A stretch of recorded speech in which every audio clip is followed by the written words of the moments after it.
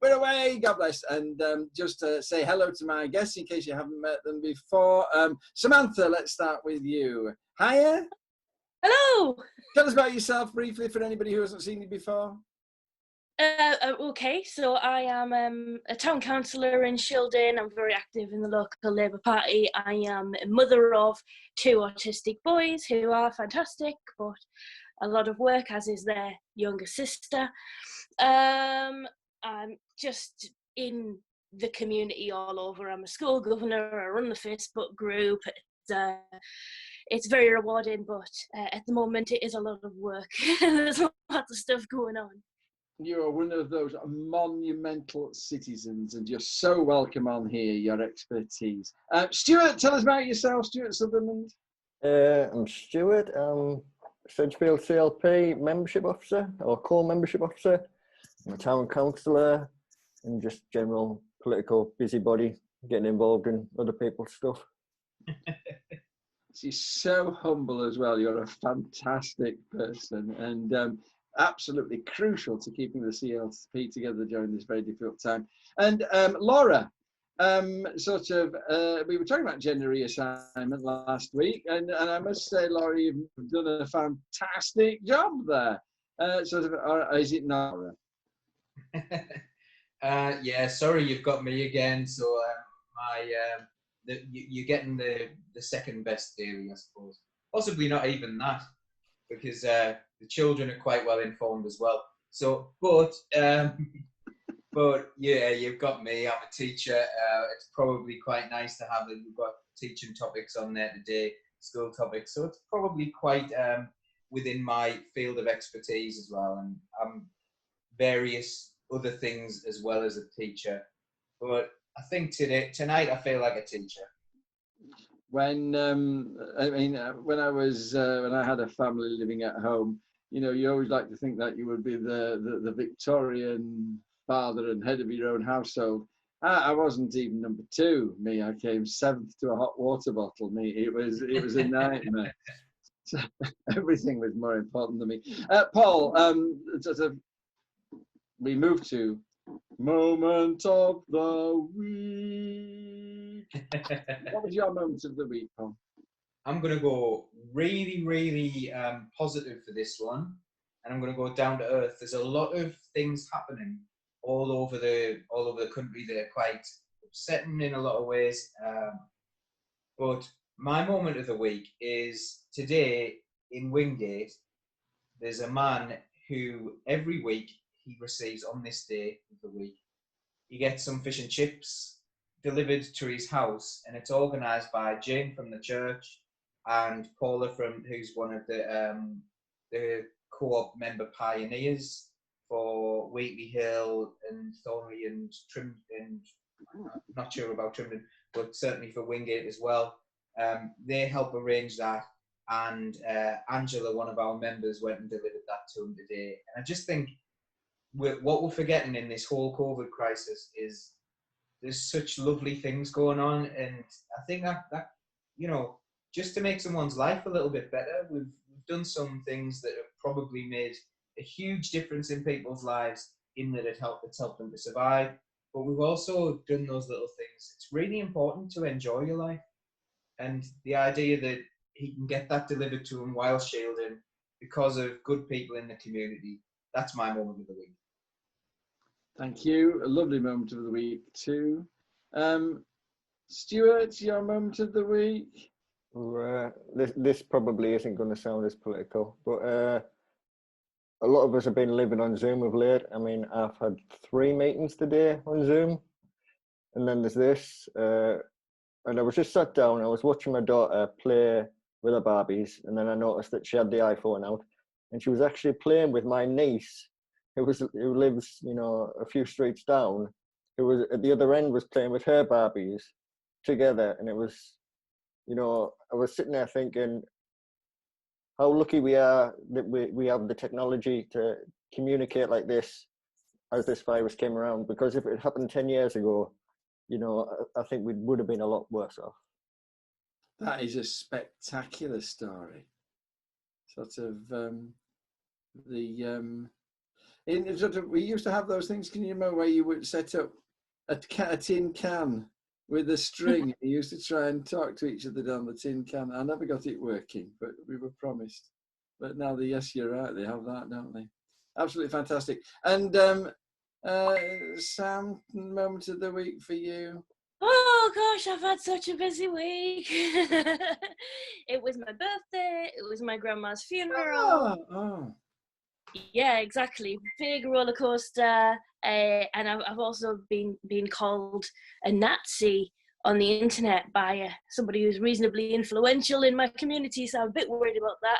I think I'm going to settle on my grandma's funeral though, because for all it is sad, I just think that everybody around that just did such a great job. Obviously, my dad, dealing with all the practicalities, and the funeral staff were all very sensitive, and I just think it's not a club that I wanted to be part of.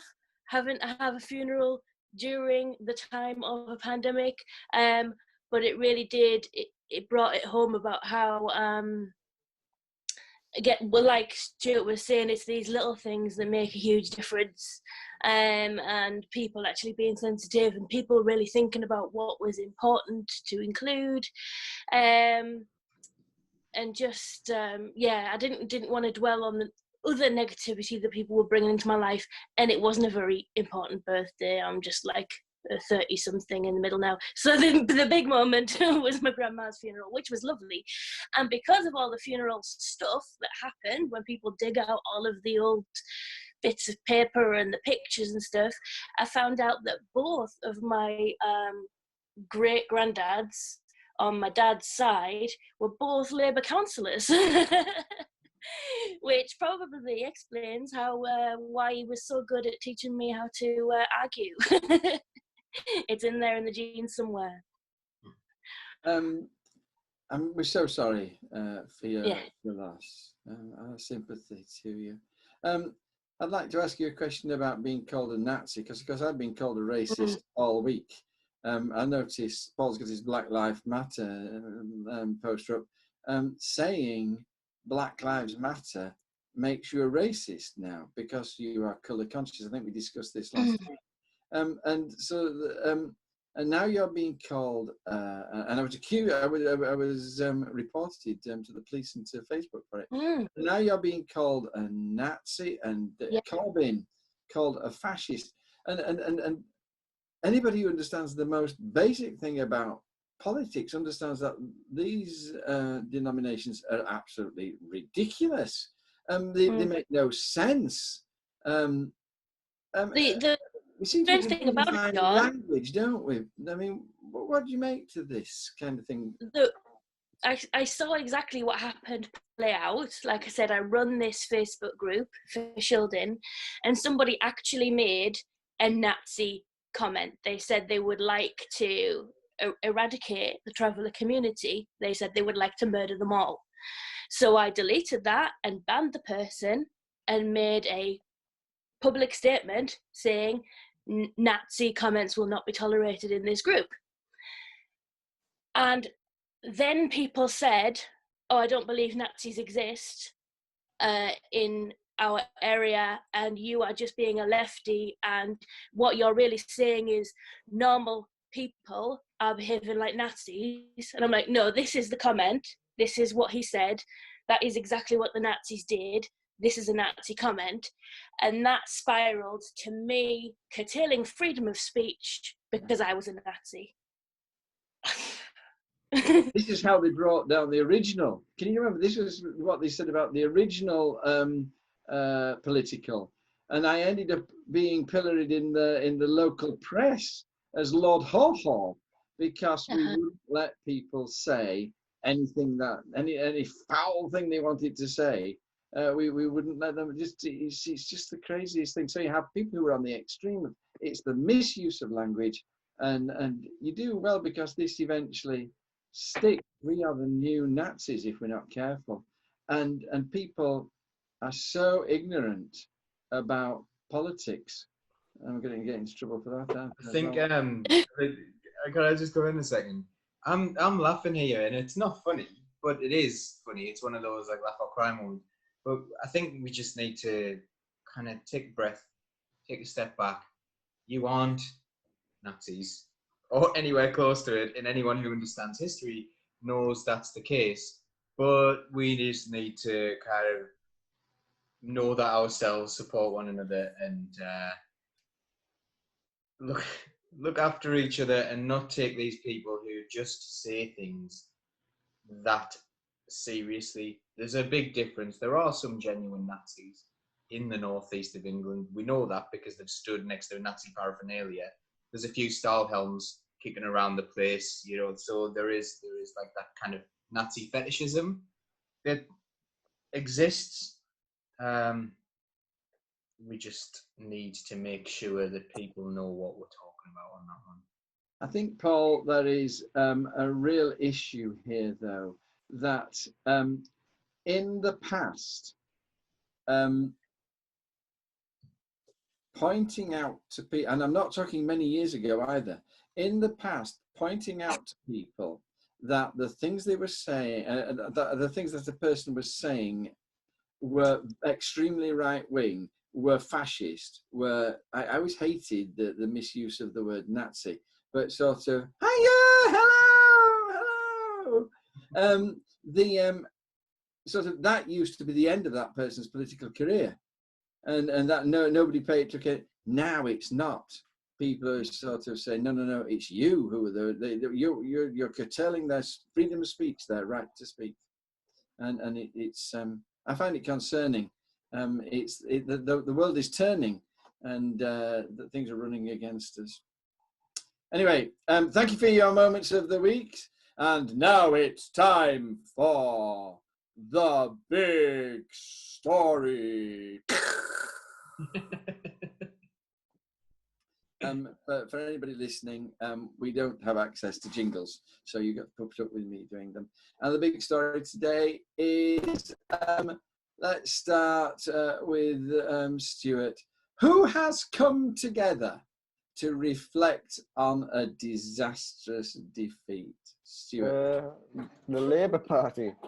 Yeah, the Labour Party got together and released a report detailing why we lost. I'm not quite sure if I agree with a lot of it. So, can you summarise what you thought it said? When you read it, what was it saying to you? Yeah, the Brexit swing voters was what dramatically lost it for us. A lot of it was broken down into very defined subgroups and the kind of people who would vote for us and where we would find, our traditional voters. And it spoke a lot of building a new coalition of voters again, building the trust again. But, for me, these were things that we already knew, that we already did. And it was a policy mistake on Brexit that, cost it for us. Paul, let's focus first on the explanation for the defeat. I want to go on and talk about its suggestions for rebuilding after the defeat later on. We'll take that as a second half. Paul, what sort of, do you agree with Stuart there? What was it saying that it was the problem with Brexit that lost it for us? I thought there was a lot of balance in the report. They mentioned there was the problem of the leadership on the door. We all know that actually was true. Whether or not we thought it was fair is a totally different matter. And they mentioned Brexit, and they mentioned a long-term decline in trust since 2000. And that is something that's very, very interesting. And, I've got some theories around a very long game by the Conservatives, such as calling council tax. Something to do with the council, really. The council collected, but most of it's spent on national projects. So it's not really a council tax, but calling it the council tax puts areas like ours, where you've had a Labour council for years, the council, look at they've made the cuts. And in County Durham, I think Durham County Council did quite a good job of shielding people from the worst excesses of the cuts. They did a good job in that respect. What they didn't do a good job on, I think personally, is communicating with the public that these cuts were enforced from the government. It's been said, but it hasn't been understood. So I've got a little idea. We'll come back to it a little bit later if you don't mind, but I've got a little idea about what we need to do in order to regain that trust. Sam, It is quite radical. Your eyes lit up when Paul said long-term decline. Sort of.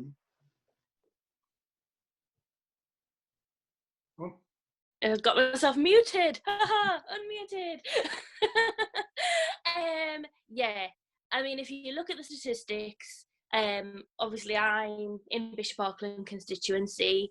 I don't know the exact voter numbers and vote share in that in Sedgefield, but I know that our biggest Labour vote was in like 1997, and since then it's just declined and declined and declined and declined for lots of reasons. But to blame Labour's last defeat on anything that's happened in the last 5 years is a bit short-sighted.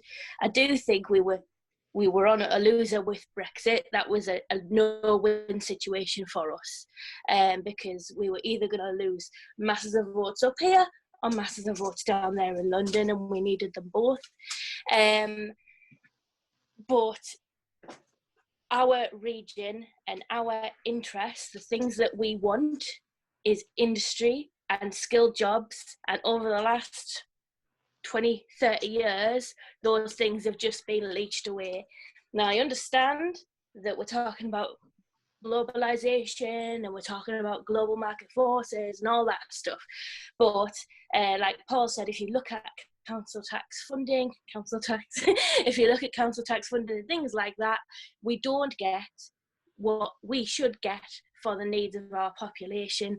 But I do want to say, while we're talking about it, because I've been telling everybody who will listen to me about this, you know, if you have in the last 5 years spent a lot of time complaining about Durham County Council having reserves, now is the time for you to realise why we have them. Because nobody expects a pandemic, but during pandemic, on the news today, there is a massive increase in the amount of kids that need looked after.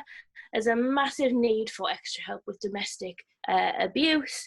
And I know, as you know, everybody who's involved in the council right now are really battling down the hatches, doing everything they can to deliver food to people who need it and keep essential things running. And it really is a mammoth operation.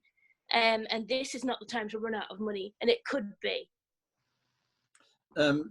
You're absolutely right. And there's a number of councils which are literally going bankrupt at this time.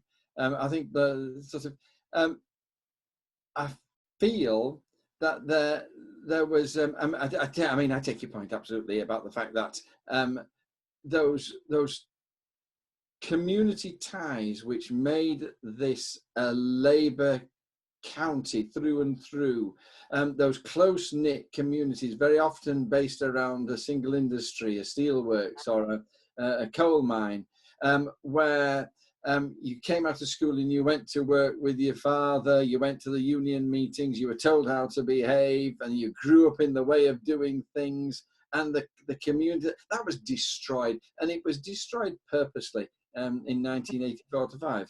And the destruction of those bonds has been going. I was talking to Barbara, we were going around the other day, and she was saying, oh, I hate these high fences. We should never allow those high fences, because it was all part, that's where it began. People started putting up these fences around their house. Me and my family and the rest of the world can just sod off. And and community went, and when that community went, we moved into a whole different way of doing things, and we lost the red wall. The red wall went with neoliberalism in the 2000s, and of course, as the older generation that are just doing it now for habit, as they die off, our support base up here is getting smaller and smaller and smaller. I had a thing, Paul, about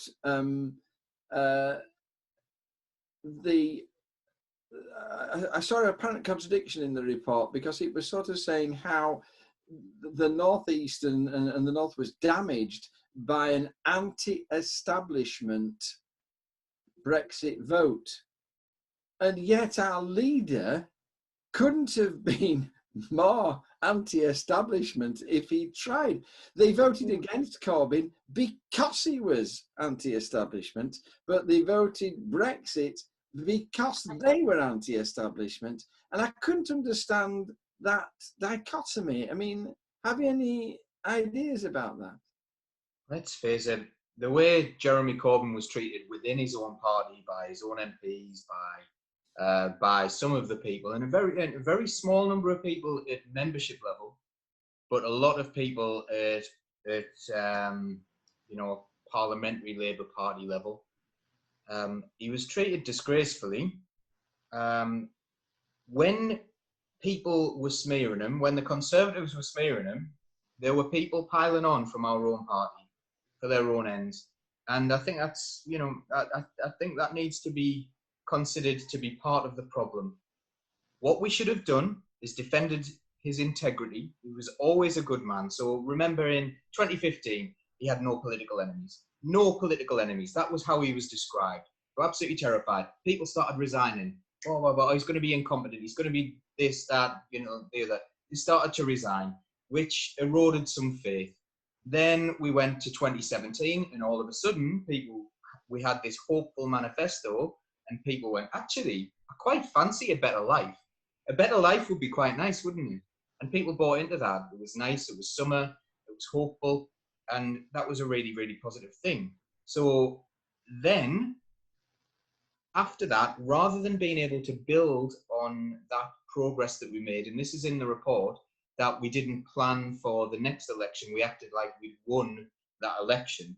I don't agree with that. I don't believe we did that. I believe that we had to take our eye off the ball for the next election, because everything was centered on, they gave him about 3 weeks off. And then he was an anti-Semite, which, I don't believe for a second that personally Jeremy Corbyn is an anti-Semite. However, there was some anti-Semitism going on in the party. Whether Jeremy Corbyn can police Twitter, I just don't think he could. And we saw the other report about anti-Semitism come out and about how the party wasn't dealing with it very well at all, and actually wasn't anything to do with Jeremy Corbyn. It was to do with how the party dealt with it.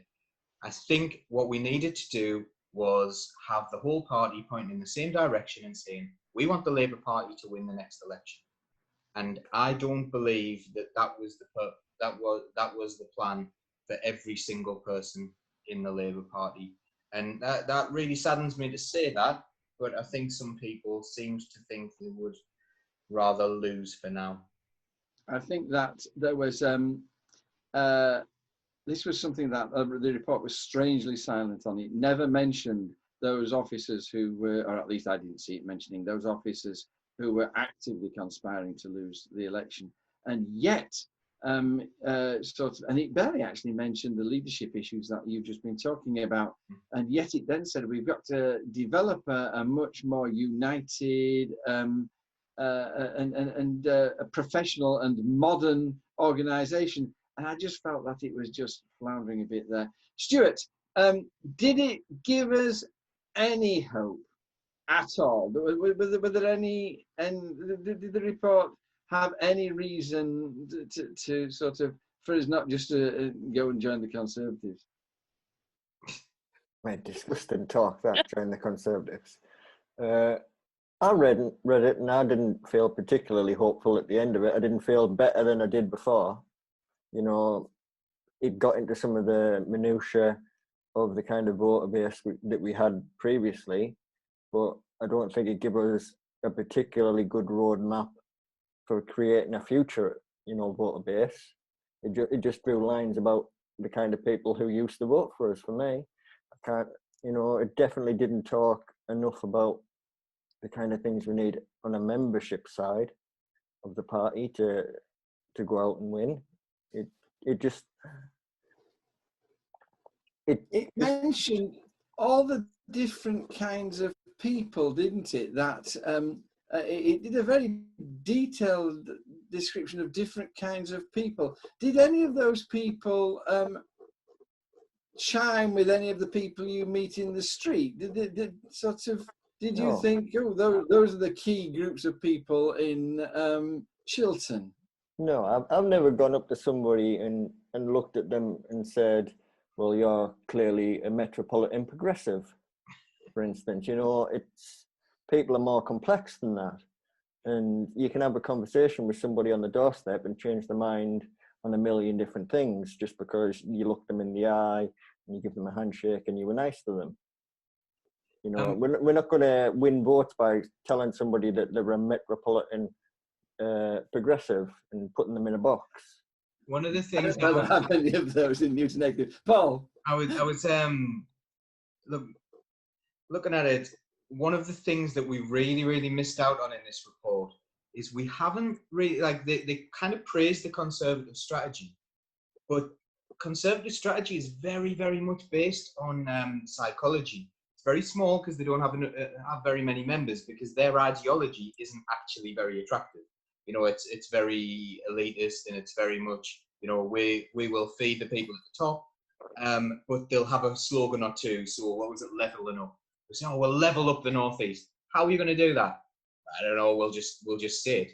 We'll just say leveling up. Like, you know, we saw like we're going to have Ferry Hill Station by Paul Howell, and then Boris Johnson laughs at him for the idea and says, well, I'll share your ambition. He just says things.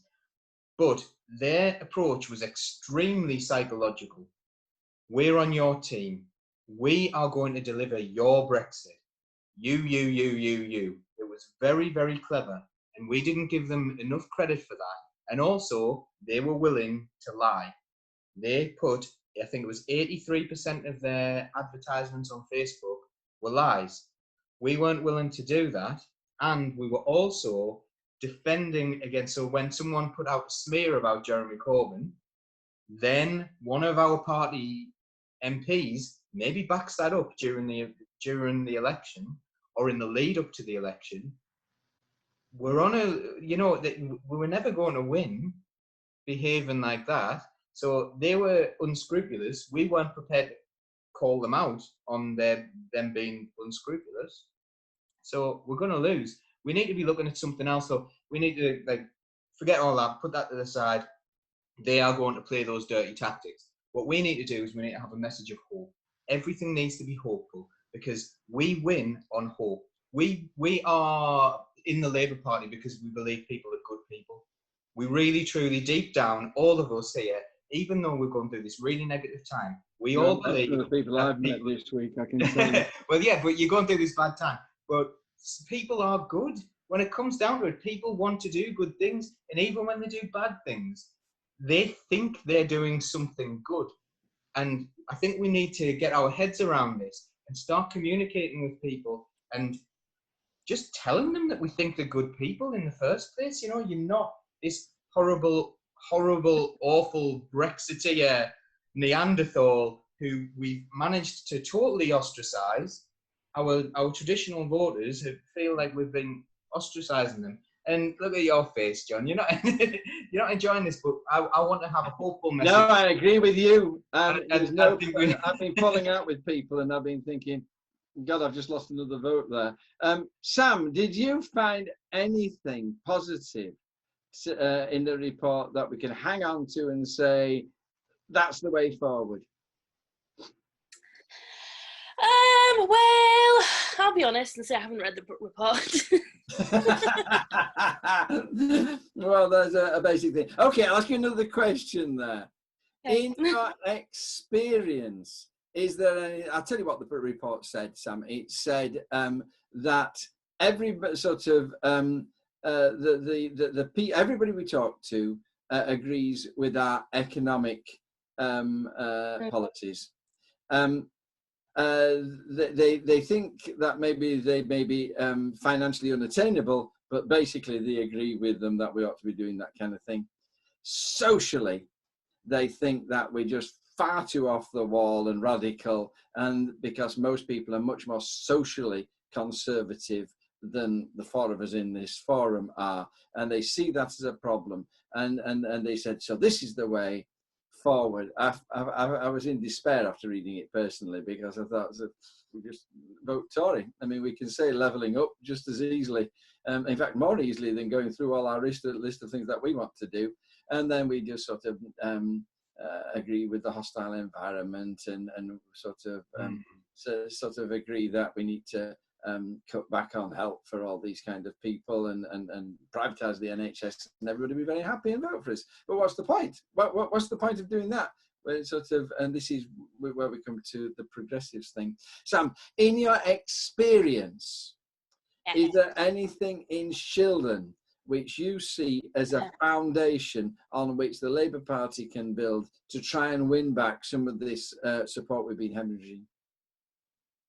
Okay, so we touched on this before, which is this kind of an anti-establishment feeling, and you guys will have got this on the doorstep. People feel like we didn't really get what we were due with the last Labour government, so you get a lot of, they're all the same, doesn't matter who I'm going to vote for, I'm still going to, not get anything out of it. And that is a really, that is a pain in our community. That is the scar. And a lot of the behaviours we see, and a lot of the anger we see, comes from that, we trusted you and you didn't deliver for us. And that's obviously hard to talk about without upsetting other Labour voters or undervaluing what we did do, or obviously saying, no, you're right, I'm off to join the Conservatives. They care about you. So, yes, we do need to talk. I do think people, that's roughly right. People do understand that the minimum wage needs to go up, like basic things like that. But when austerity hit, we really were all brainwashed into this idea that we were all in it together, that we had to go through this pain, and that message of, we're all in this together, we have to tighten our belts, has never left people, and they still feel that way. And people had to internalize that to be able to make it through the day, and to deal with the freezes and the cuts. And we've forgotten what it should be like, which is that wages should go up and people should be able to pay for basic things like food. We shouldn't have all of these food banks. We've almost collectively forgotten what the world was like before that. And we scapegoat people because they're the reason. The reason we've got food banks is because people are all on drugs, and that's not true, because somebody who uses the food bank, but people still repeat these lies, and it becomes part of our sort of internal story. So I do think the story about hope is important. I do think we'll get there. I do think unity is important, but we're still getting members of the Labour Party trying to push Corbyn supporters and say why aren't you supporting Keir Starmer when he got attacked? He's gone. He's gone with all Starmerites now. I'm going to bring in Paul. Paul, very briefly, because I want to talk to Stuart about this before we there's like a couple of things. It's very easy with the things that Samantha was talking about. She's talking about bogeymen, really. So if you get something, if you someone's going to come from another country and steal your job, things like that. Very, very easy. So it's very, very easy for a Conservative party person to say, oh, this person's going to come and do this to you. That goes straight into your brain, and you deal with that as fear. And then you go, oh, no, and then you start to react.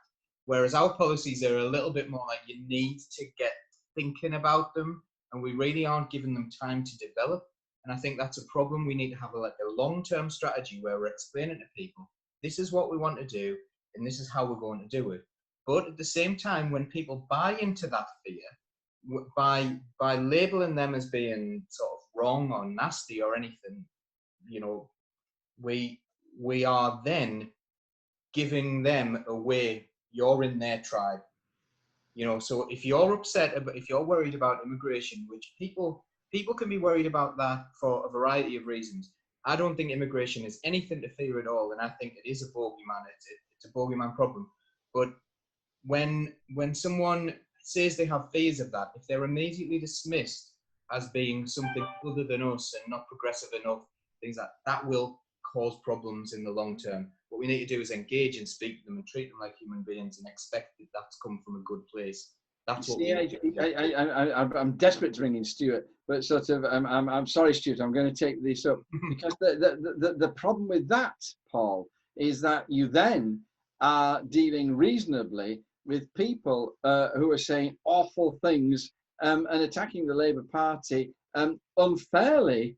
When not all of them. I'm not talking about the you hard. either call it out in which case most you alienate them, or you just let it go, and the thing grows. That's no, you don't let it go. You have to engage constructively with them, and it's very, very difficult to do. And it's not we haven't picked the easy party. If we wanted to pick the easy party and just make our lives easy and just say, actually, it's going to be good for our back pockets to become a Conservative MP, because therefore, we'll get a little bit of help from the lobby. We could do that. It's really probably quite easy to become a Conservative MP when you compare that to being in the Labour Party. The Labour Party is a mass membership movement. You don't have to knock any doors, I can tell you. Right, Paul, I'm going to pick you up. I'm so sorry. I'm going to bring Stuart. Stuart, what we're thinking about, and we're running out of time now, is what are the bases on which we can begin to try to rebuild support for the Labour vision? And that's what I'm interested in. Just go out in the community. I mean, most people in the Labour Party are there for a reason. They want to do good things, and they would do it with the Labour Party or without. I think that's been shown with the coronavirus situation. People help them where they can, and if we just get the message out via that means of being active in the community, I don't want to say litter picking because people. You're wonderful. So don't do litter picking. No, people give you so much grief for that. But it's a gateway to be talking about ecology, and when you go out and do a litter pick, it opens the door to have more meaningful interactions with people that you wouldn't get on a Facebook's slagging match over Keir Starmer. Yes. Yeah. I must behave myself. Tony hang on, Sam. Yes, go on. Tony on the comments says, talk to us, tell it like it is, and be honest. And I agree with that. Tony earlier said Corbyn destroyed the party, and I would say that a lot of the members who have joined under Jeremy Corbyn's leadership totally agree with Tony that we need to treat voters like people and talk to them honestly. And it's another political sort of idea that we need to always have these perfectly manicured, stage managed performances all the time. So I would say if you want honest politicians, then Corbyn was your man. He's gone. That's fine. We're moving on. But everybody else needs to move on too. They wouldn't accept him like that. They wouldn't accept him as being. Sorry, Paul. Frank Roche is saying that my comment about social justice and the report's comments on social weren't fair. That it was very strong on social justice. I'm perfectly happy to be wrong on that, Frank. Thank you for contributing. Right, I'm just going to go through now, and I'm going to ask you 2 questions and a yes or a no, and that's all I want. You're going to have to decide, and I'll mute you. Here we go. There's 2 questions. The first one is, are we going to get slaughtered in 2021, the council elections in 2021, yes or no? And the question is, are we going to get slaughtered? And the second question is, do you give us a chance of winning in 2025, yes or no? We've three of us have seen the report, and sort of reading it, and after the discussion, okay, Paul, are we going to get slaughtered next year? Yes. Have we any chance of winning in 2025? Yes. Right. Can I say why? Can I say the first question? I wanted to say yes, You, Tim. unless we do something radical, and this was the thing I wanted to say earlier on. We need to do something radical like participatory budgeting. That's what we need to do. We need to bring people with us, and we need to give away our power. That's what we need to do. If Labour Party stand for election, you give the power to the people. That's it. No one wants to do this. The Conservatives don't want to do this. A lot of people in the Labour Party won't want to do this yet. But we need to give our power to the people and trust the people. Thank you for your one-word answer, Paul. Everybody, Sorry, I did do it right in the first place. See if I can do any better with my next two Sorry. guests. Stuart, are we going to get slaughtered in 2021? No. Good man. And are we going to win in 2025? I think so. Sam, even that's not a one-word answer, is it? This is the Labour Party for you. Tony wants us to talk. No, we can't. We always have to, like Paul says, we have to intellectualise Tom. Sam, are we going to get slaughtered in 2021? No. That's a really brave answer. I ignored, but why do you say no? I thought it was only supposed to be a one-word answer. I think the good thing that we've got on our side in the council elections is that we have got the membership, we are mobilised, we are organised in a way that the opposition parties aren't. We might lose some seats, and we shouldn't see that as being slaughtered. We should see that as democracy. I hope the Labour Party regains control, and I would hate to see some kind of Labour Conservative pact, which has happened in other places, which I think is, unthinkable. But also, I recognise that our Conservative councillors are a totally different type of Conservative to the Conservative MPs that we've got. The Conservative councillors we've got currently we've got So, Stuart? Some of our Conservative MPs are our Conservative councillors. Oh, well, yeah, that's a good point, Stuart. Well, good point. I'm particularly lazy. Yeah. So. Thank you, Sam. And the second question is, I'm sorry to cut you off in mid-sentence there, because we have overrun by nearly 10 minutes. Sort of.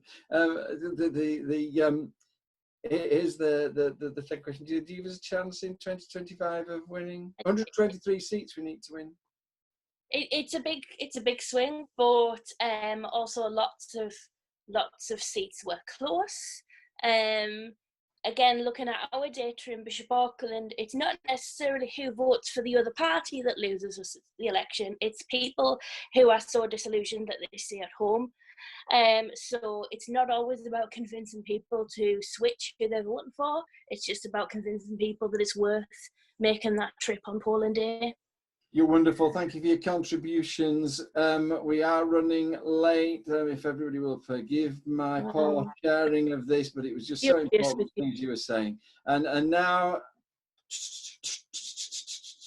I see the news today. Oh boy, show must go on. Okay, it's time for our other stories. Paul, I'm going to let you talk at length about this, and then I'm going to bring in Stuart and Sam really briefly. Who is planning to doff their cap from September? What, teachers? No, sorry, the schools. Mm-hmm. Is that it? So schools are going to go back from September, is that right? Yeah. Yeah. Yeah. Yeah, let's see that happen. Yes. Do you think he will? I mean, they've said that there's the bubble of 15 is a thing of the past. We're going to create the bubbles of 30, and we'll be able to have a whole class in a bubble. It'll work. Let's look at the way everything in the coronavirus is, the whole crisis has been handled. At the very beginning of this, we took some quite decisive action locally in the Labour Party. I, as chair of Sedgefield LP, cancelled meetings a good week and a half, I think, before anyone else started to do things. And it was just so obvious that it was coming. And actually, I thought I'd acted a little bit late, personally, but I was much earlier than the government. I think it might have been more than a week and a half before lockdown. It might have been a few weeks before lockdown. But it was coming. And we were sitting in the staff room as a teacher. We were talking to each other and we were saying, when's it going to come? When are we going to be told that we have to have lockdown? And then we're saying, why are we still letting loads and loads of people come in unchecked into the country so that this can spread? Why are we doing those things? Why haven't we locked down yet? And then when we locked down and they wanted schools to go back as the first thing, I find it quite interesting that we've had protests, we've had people going to supermarkets, and really they aren't social distancing anymore. We've had people partying on beaches, but it doesn't seem to be ripping through the population like it did in the first wave. I wonder if maybe the trade unions were right in saying that schools were a very, very dangerous place for the country to send kids back to, because it will spread. Everyone who's ever been to school, or everyone who's ever been a teacher, or everyone who's ever had children knows that when children go to school, they pick up a load of bugs and they spread it. Now, this one would be one that doesn't have any symptoms. So they will go back to their communities, their grandparents, their parents, whoever they live with, and they will spread it to them. And they'll go to the shops and they'll travel from different areas of the community. It's a perfect transmission device. So maybe our R rate isn't going up because the schools aren't open. That's the way. I was listening to a woman on the news today, and she was saying, what we cannot afford is a second wave. And she said, a second wave will just destroy our shops and our restaurants and our pubs altogether. Theatres, everything will just go. That we've survived the first wave, and we mustn't move too fast coming back, or the whole thing will be destroyed. Stuart, do you agree that, I mean, what the government is saying is we've got to get the country back to normal as quickly as possible for the economy. Schools have got to go back, and people have got to be able to send the children to school so they can go to work. I mean, do you not agree that schools have got to go back? No. I mean, if it's dangerous, slippy ice, getting to school, there's too much snow one morning, you don't take your kids to school. If it's too not when I was deputy head teacher, but I did get a lot of criticism. If it's, the boiler's not working, Snow day! No running water, you don't send your kids to school. So why would, when there's a risk of a life-threatening virus lingering around, would you risk it? In this time frame. Plus, why would you want to go to school in the first place? Awful places, eh? So, do you I mean, I do agree with Paul that sort of when you start teaching, you catch everything. By the time you've been a teacher for 40 years, you're immune to everything. It's sort of. So do you give the schools any hope of being open in September? Do you think they'll go ahead, whatever the dangers? They'll do whatever it takes to make people get back to work. Just like all the restaurants and businesses, the pubs. There's ways of supporting them that don't involve getting customers through the door. We've already shown that, and economically we can extend it for quite some time yet to make sure we're safe. This is just turning off the tap and restricting that support. Let's get everybody back to work. It looks like they've tried to do their best, but they haven't. I think they've been a disaster. Absolutely right. Thank you very much indeed. Sam, here's the question for you, because you have 3 precious children.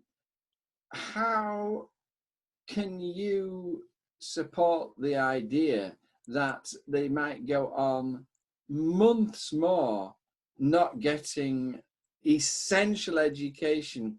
I mean, people are talking about a lost generation of school children who've missed so much school. I mean, are you not, as a parent, anxious to get your children back into the clutches of people like Paul? No, I'm not. And I'm not worried at all. I think there's a huge amount of hysterical fearmongers, there we go, going on about this whole thing about kids not being in school. Yes, school is a very good environment for learning, but learning can happen without school. I've got lots and lots of friends who are home educators who their kids don't go to school and they've ended up at university. So that part of thing doesn't worry me that much. And the fact is, we've got a generation of children who are all experiencing the same kind of disruption. Therefore, the education system can modify itself to help people who need to catch up and to maybe relax some rules about what's going to be on certain tests to get people. It's a much easier to do than having 6 children out of a class miss a whole year's worth of work. If the whole year is lost for all the kids, everybody's on a level playing field and you can work with that.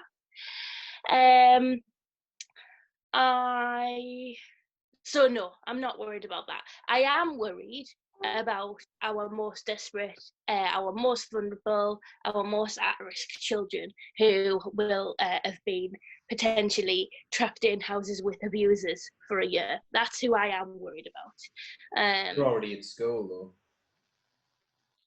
though. Well, they're supposed they to be could going be to school. at school, but they If also they want could to not. be. Yeah, You know, exactly. If they would have been at school anyway, they are in school now. Yeah. But if the nature of their abusive relationship with whoever they live with is such that, you know, it's easy to keep them at home, and that situation anyway. To be in that Yeah. situation anyway, because then, like say, we get a lot of people who don't attend. So if they're in that situation where they're not being sent in now, what we're finding is that they're the same people who might not be sent in anyway. So the vulnerable children who aren't coming in are the same people who wouldn't be coming in anyway, and you'd be sending a social worker around the house. So it's not quite as cut and dried as people would like to think, and that vulnerable people are at more risk. There's also the fact that people who may not have been vulnerable before are vulnerable now because the family's got no money and things have turned to be at home. So that's where my concern lies anyway. As an aside, like I said, I am a school governor, and I'm a school governor at the school where my children go. And one of my children was offered a place to go back, and I declined that. Not because I don't think they can keep them safe. I think they're doing a fantastic job of doing everything. But that particular child really likes licking handrails. And so for the sake of the public health of the people and children, I thought it was best to keep him home. Howell Davies, Paul, he asks, how do our children catch up? How are they going to catch up? And by the way, I agree with Sam that the things they learn in school have precious little life importance for life very often. Sort of obviously English and maths provide basic things, but a lot of the stuff they're learning is irrelevant, and just learning for the sake of it. It's particularly under the national curriculum. But sort of how Paul, how are they going to catch up? We have 2 minutes left. Catch up with who? You know, like, so I think what people don't understand about our education system is that we have a zero-sum education system. So when I know that sounds sorry for the jargon, I hate jargon, but what we have is Michael Gove designed his MAD curriculum, where he really narrowed it down, made it all about academia, got rid of all the vocational aspects of it, and then said all children need to be above average, which is a nonsense in itself. But if you're talking about education, what he said is every single children should get more than a grade C. Okay? When it was grade C, now it's grade 4 or 5, wherever they decide to move the bar to. The problem is, you had a system in which you were competing not with a standard, you weren't trying to attain a standard, you were trying to beat your peers. So what they had is if 70% of people in primary schools for your year group got a grade 4, 70% would get a grade C or above. So actually, the way the exam system worked, it was always impossible for everyone to achieve a grade C. We could have had a freak year where everyone had the intelligence of someone like Stephen Hawkins, but there would still have only been 70% of people who got above a grade C because they're competing with the peers. That still occurs now. So who are they trying to catch up to? If it's coming to grades, everyone's missing out on education, the curriculum's suspended, so there's no one to catch up to. Thank you. I'm going to stop us there. There's loads to talk about, not least the fact that sort of, are we going to have a generation who come out with less learning than previous generations, and does it matter? I understand what you're saying about the fact that they'll still all get the same grades, but sort of actually has that grade been easier to get? Thank you. We're going to play out by playing what is going to become our trademark song, which is Joe Solo singing No Pasaran. Has it not been fantastic today? Have these people not really excelled today? If you weren't interested in the discussion today, then sort of I despair for you. They were absolutely spot on. And the other thing is, you don't need to agree with them. Sort of, it's hopefully it stimulated your intellectual juices, and you thought, well, I wish I could go onto that program. And who knows, we may let you in on future things as a guest. You could write to us and ask to be on the show. Paul Daly, say goodbye. Goodbye, and everyone have a lovely night. Stuart Sutherland, you've been fabulous as always. Please say goodbye. Goodbye. Thank you, man. A few words. And Sam, Miss Shilden, thank you so much. Say goodbye. Bye-bye. If you do get the chance to read the thread, please do. We couldn't read them all out, but there's some really good points there. We just need a 2-hour show and people with I know. a very high boredom threshold. Okay. So it's bye-bye from me. We'll see you next week. Same time, same place, different topics. God bless you all. Bye-bye. Thank you. Bye-bye.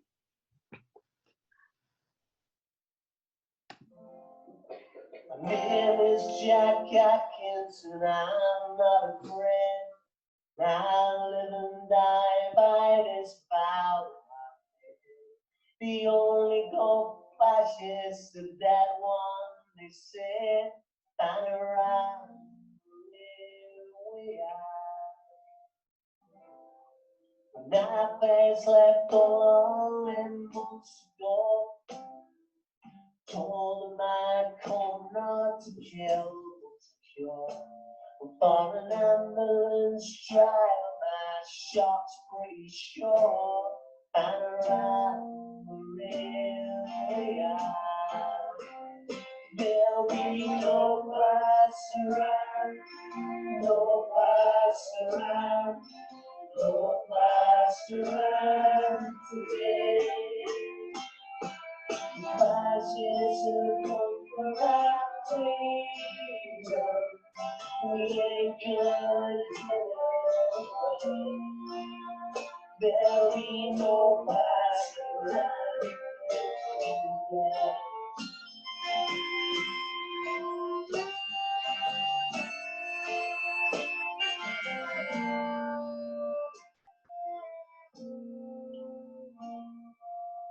I told my mother now, mother, be strong. But the left way is right and the right way is wrong. And you can stick down my crib when I'm gone. For a ride, way down. There'll be no pass around, no pass around, no pass around today. Flashes of our freedom, we ain't gonna give it away. There'll be no pass around.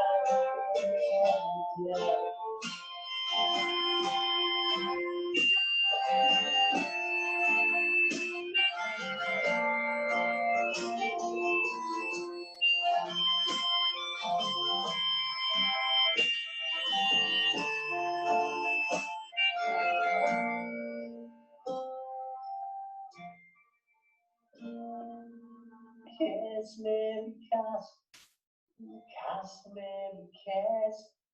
Ones and darkness you best west.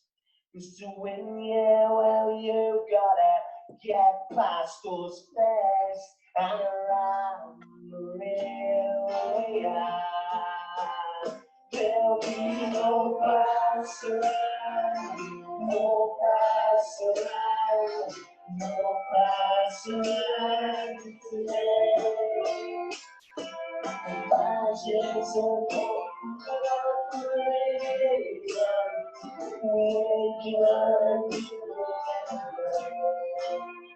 there'll be no pass around, no pass around, no pass around, no pass around today.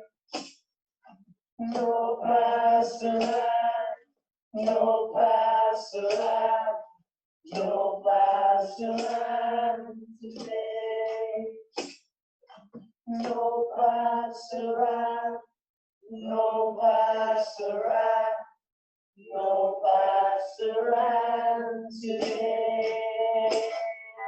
Ashes and